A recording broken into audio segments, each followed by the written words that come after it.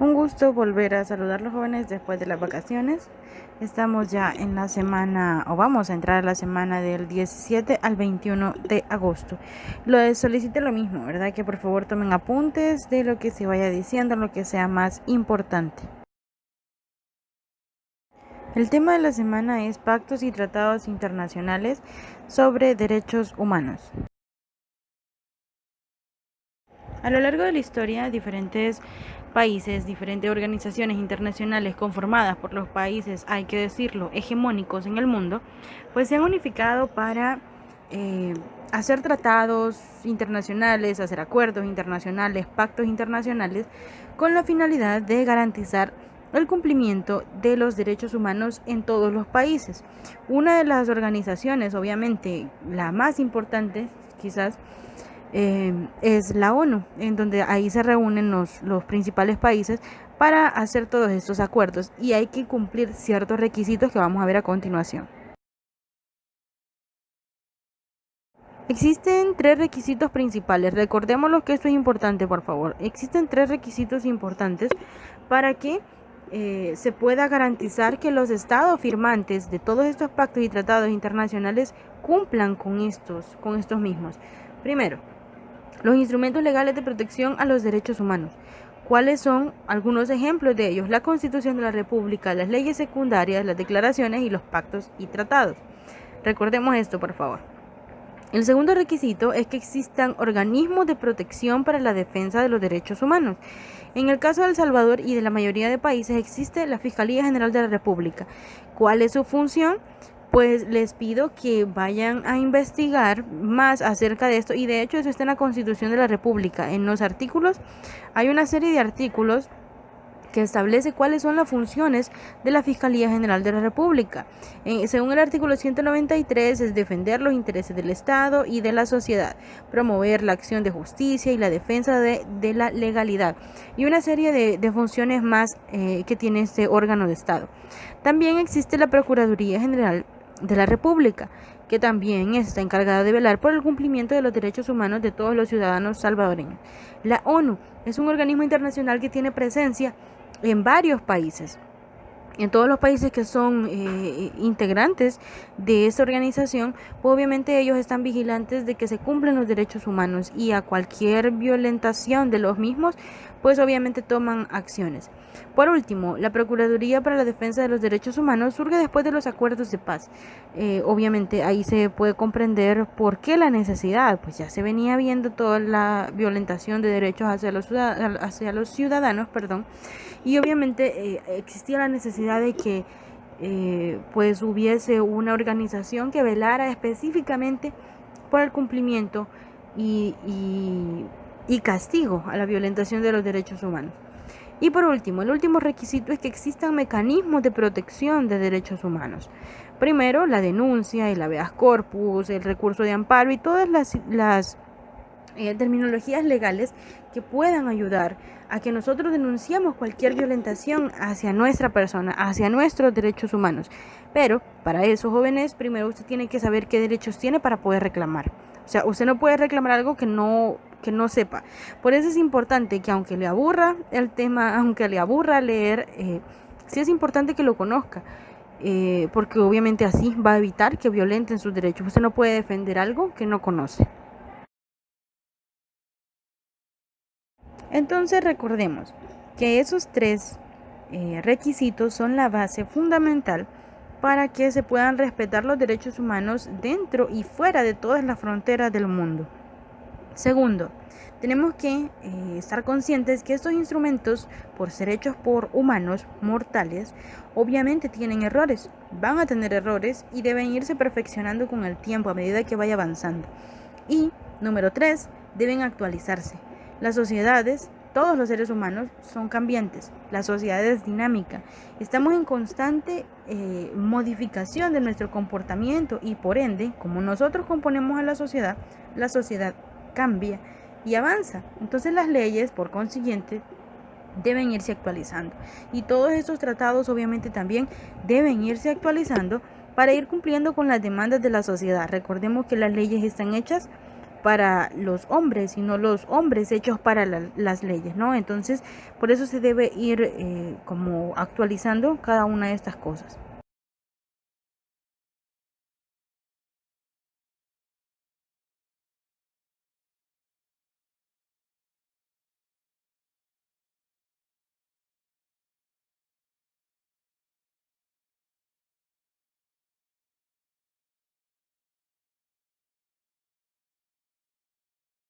Los instrumentos internacionales son herramientas legales que comprometen a los estados a respetar los derechos humanos dentro de sus fronteras. ¿Cuáles son? Vamos a hablar primeramente de las declaraciones. Son sin obligación de cumplimiento, pero de no hacerlo se reciben sanciones morales. ¿Qué quiere decir? Que no tienen una pena legal, una penalización legal, pero sí moral. Pueden existir ciertas sanciones, de hecho hasta de tipo económicas, como ya lo hemos visto en otras ocasiones con algunos países que si incumplen alguno de los derechos fundamentales o hacen algo fuera de norma, pues los países hegemónicos, que son los que normalmente dan los préstamos para el FMI o para el Banco Mundial, pues obviamente son los que castigan económicamente a los países que incumplen con los derechos humanos. Segundo, las convenciones son los acuerdos que los estados sí están obligados a cumplir, o sea, sí tienen una normativa legal que obliga a los estados a poder pues darle cumplimiento a esto. Tercero, los pactos. Esto es un anexo de nuevas normas que se le agrega a una convención por cualquier cosa que se haya modificado o que le agregan, pues esos son los pactos. Y por último, los tratados se rigen por el derecho público internacional y pues obviamente esto sí se hace por escrito y tienen obligación, eso sí tienen obligación de cumplimiento en los estados, a menos que estos tratados incumplan o vayan en contra de la Constitución de la República. Lo que se puede hacer en ese caso es hacer una modificación, una revisión y modificación a los tratados para que vaya de acuerdo y no violente la Constitución de la República de las Naciones.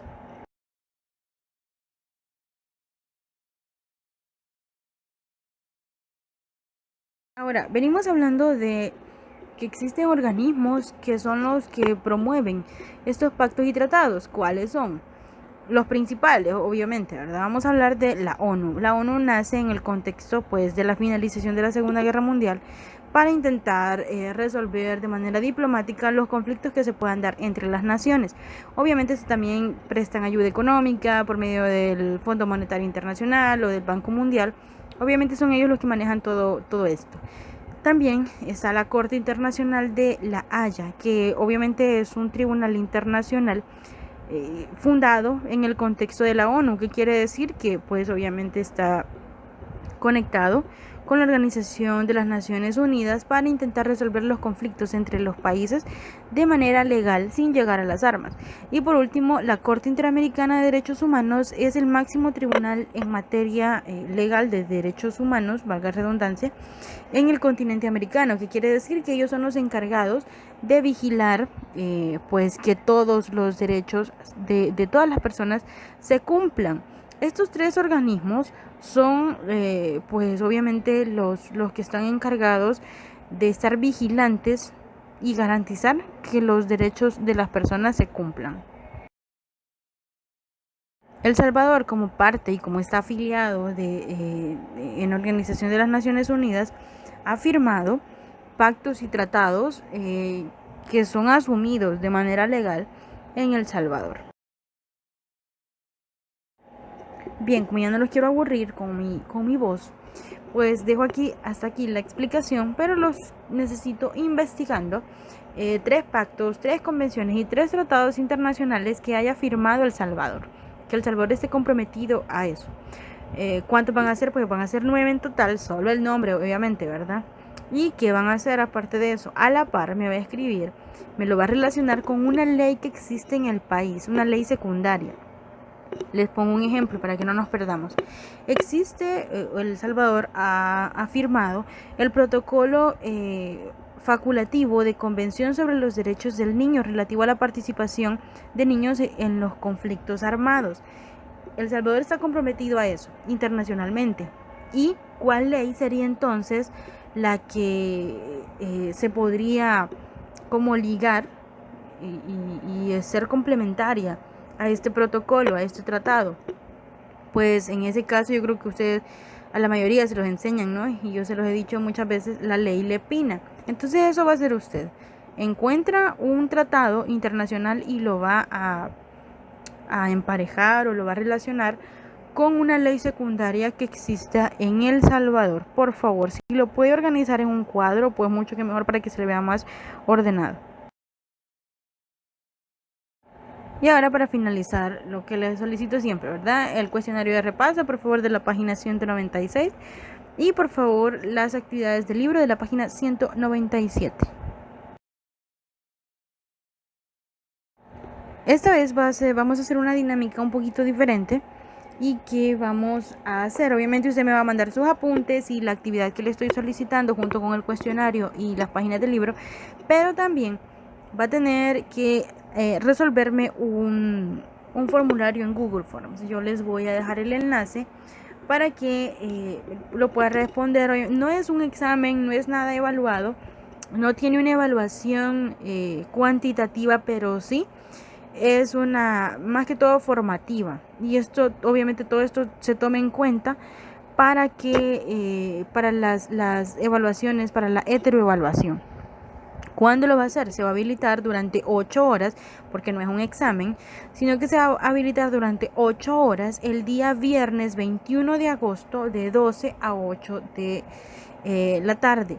Yo sé que la mayoría no se levanta muy temprano, entonces por eso no lo pongo a la hora que me corresponde mi clase, pero si la mayoría a mí me dice que lo habiliten otra hora, pues fácilmente yo puedo modificar, siempre serían 8 horas, pero puedo modificar el horario si los representantes de cada sección se ponen de acuerdo. Entonces, por favor, no olvidemos, yo les voy a subir ese enlace al aula virtual y se lo voy a mandar a los chats de Skype también.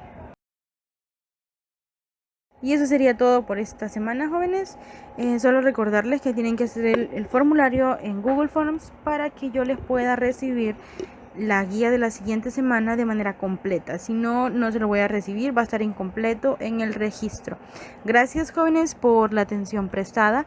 Gracias a aquellos que siempre muestran una buena actitud, y a los que no, pues gracias también porque me hacen más fuerte, ¿no?